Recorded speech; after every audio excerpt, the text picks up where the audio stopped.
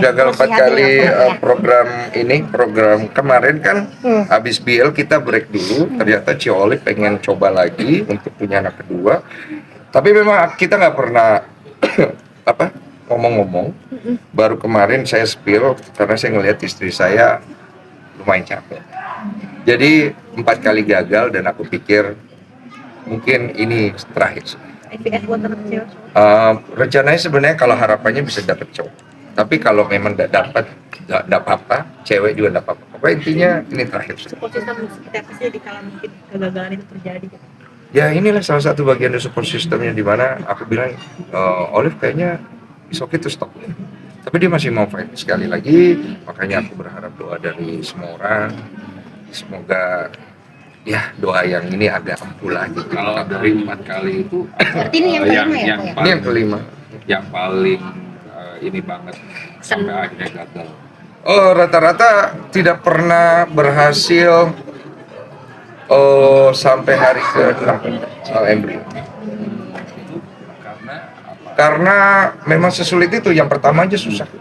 Dapat Gabriela itu 4 kali gagal juga kalau segituan. Susah. Gue tuh kayak pengen dikasih sesuatu yang harus nunggu gitu. Tapi nggak apa-apa, karena gini, banyak di luar sana yang perjuangan 2 garis lebih susah lagi dari gue. Udah dikasih 1 harus banyak bersyukur. Dan gue pengen apa yang gue jalanin ini bisa menyemangati teman-teman pejuang 2 garis luar sana supaya kita suatu hari Tuhan kasih kali. Tapi nggak pernah nyesel kok, ibaratnya kan itu pasti biayanya juga dalam tanda kutip nggak kecil. Tuhan masih kasih rezeki. Menurut gue tidak bisa kita hitung seperti itu. Karena banyak orang di luar sana yang pengen tapi nggak punya uang. Mumpung gue masih kasih rezeki, gue coba terus. Dan gue juga pernah nazar kan, kalau memang kita berhasil kali ini, kita akan support orang lain yang memang dalam kondisi pengen punya anak dari uang kita untuk bantu dia bisa mewujudkan mimpinya. Kok salah satu sampai trauma katanya kok? Sama launching film Baby Udan. Apa? Ya, sampai ada ketraumaan kalau setiap USG. Itu saya. Karena waktu itu pada saat yang pertama sebelum Biel lahir, itu kita Olive udah pernah berapa kali hamil. Salah satunya tuh pada saat yang pertama apa yang kedua saya lupa. Pertama itu lagi USG, jantungnya berhenti di depan mata saya di monitor itu. Saya langsung kaget itu karena pertama kali kan.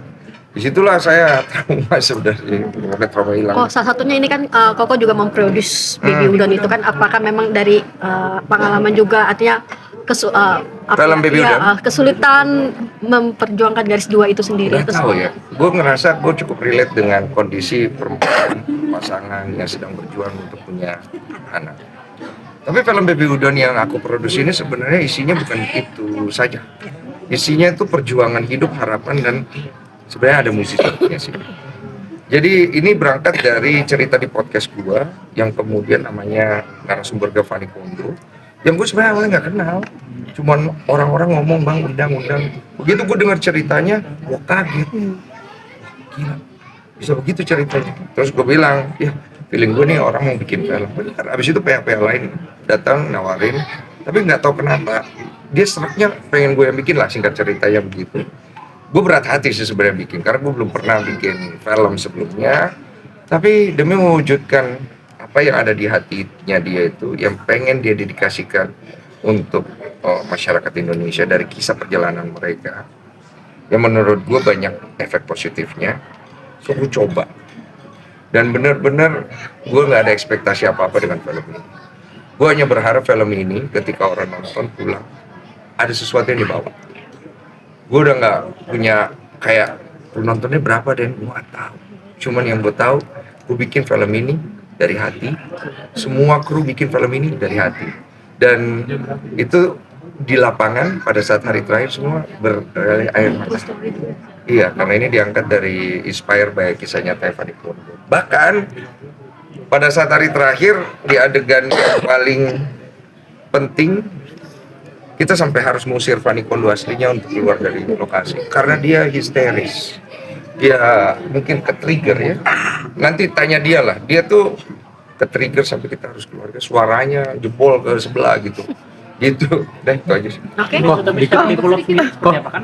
Dua peran ya, peran ganda, peran produser. Nantilah gue pikirin preskon, nanti kita bahas itu Oke. secara developnya dan lain-lainnya. 3 September 2026. Tapi nanti di Agustus gue pikirin preskon lah supaya kita bisa artisnya semua dan lain-lain. Kok rame Gunung Kawi kemarin gimana podcast? Gunung Kawi kemarin gue bikin podcast itu sebenarnya karena gue mendapat banyak sekali laporan dari teman-teman atau warga di sekitaran Gunung Kawi. Di mana Gunung Kawi itu kesannya tempat yang buruk, padahal sebenarnya tidak semua area ada tuh yang namanya pesugihan-pesugihan. Memang ada di beberapa titik, tapi itu kan kerjaan oknum saja. Nah, di Gunung Kawi itu kan biasanya orang tuh kayak ziarah, kemudian mereka bukan fokus ke pesugihan, tapi ada yang memanfaatkan momen itu. Sehingga akhirnya gue kepikiran bikin podcast itu, bukan untuk kenapa-napa, karena waktu itu ada Marcel yang pernah ke sana. Terus memang mengaitkan kontennya itu dikaitkan dengan RO dan SW kan. Tapi sebenarnya gue bukan ke sana arahnya. Sebenarnya lebih kepada keresahan masyarakat di Gunung Kawi yang merasa bahasanya gini, kami tuh merasa bahwa Gunung Kawi adalah gunung paling terfitnah di dunia gitu. Gitu. Tapi sebenarnya mereka juga setuju bahwa memang kegiatan ada di beberapa titik, ada tuh kegiatan pesugihan-pesugihan gitu. Walaupun tidak semua pesugihan itu benar berhasil. Pada Mungkin ada lah ya dan Kok itu. pada akhirnya kan jadi bola liar di fans mereka berdua. Iya. Nah, gimana nih kok sampai buat tadi sayembara di IG segala macam soal fans? Karena aku di DM dari pihak yang satu sama pihak yang satu. Karena gue ngelihat nih kenapa ribut mulu, gue bilang lu gue ketemuin aja padaan ya di podcast lu ngobrol dah. Maksud gue tengahin nih masalah kalian kenapa? Karena kan gini, itu kan masalah orang. Gue ngerti lah itu public figure segala macam. Tapi itu ada anak gitu mereka. Kalau fansnya tubrukan terus, kasihan anaknya nanti. Jadi biarkan orang tuanya menyelesaikan masalahnya. Tapi sampai mempertanyakan terkait adanya boykot Sarwenda di Oh iya, gue kaget kenapa? itu, gue tanya di threads, gue kaget beneran ada itu boykot, gue pikir cuma rumor. Sumpah gue kaget, terus gue nanya, sebenarnya gue mau cross check, ini beneran ada nih petisi begini gitu loh, beneran ada ternyata gitu, sampai sejauh itu. Tapi ngelihat kasus ini seperti apa sih kok? Kan Kokol banyak dimention sama netizen ya, ampun. Sebenarnya kasus ini sensitif ya, jadinya. Gue aja bingung gitu mau memposisikan diri di mana gitu. Gue lagi pengen ngejelasin tentang pesugihan nyangkut ke sono. Terus ada yang bilang gue jadinya bela yang ini, bela yang itu. Sebenarnya dua-dua teman dan kenal. Gitu. Kalau gue pribadi sebenarnya berharap dua-dua itu bisa selesai urusannya. Karena kan tidak ada orang tua yang sempurna. Ada orang kan pasti ada kurang. Dua-dua ada kurang. Dua-dua ada lebih. Tapi kan anak. Jadi bisa selesai. Jadi jangan terlalu banyak masuk ke dalam juga gitu. Akan Tapi mengundang siap mengundang nggak sih kok Siap buat mengundang. podcast? Gue sih nggak ada rencana. Nggak berani. Nggak ada gue ada rencana gue. Jangan kalian tambah-tambahkan ya. Sedikit dong kok menanggapi soal ini lagi marak lagi kasus dari Vicky Prasetyo, banyak korban baru lagi. Gladiator lah ya, gladiator nih. Iya, kemarin ada dari Kalau itu Papa. boleh ada ditegakin dah.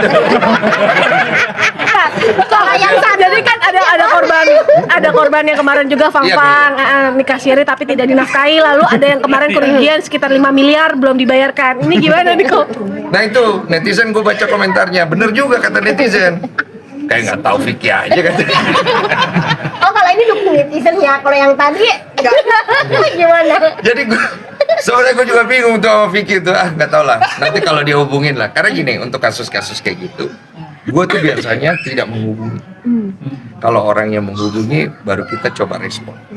Kenapa? Karena kita nggak mau salah langkah sebenarnya. Takut gue nanti jadinya gue terlalu gini loh. Gue tahu gue bikin konten tuh cari cuan. Tapi kan nggak semuanya itu orientasinya di cuan juga gitu. Kalau ibaratnya gue mungkin punya tujuan untuk membantu, tapi kan orang pikirnya oh cuan. Jadi gue juga jadi serba salah.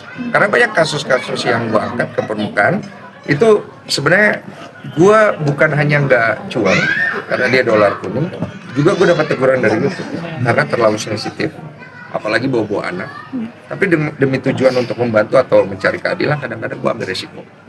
Jadi gue juga harus tahu menempatkan diri lah, jangan sampai gue salah langkah. Mungkin ada pesan nggak sih kok buat Vicky sendiri biar Vicky, nggak korban-korban Vicky lagi? smart.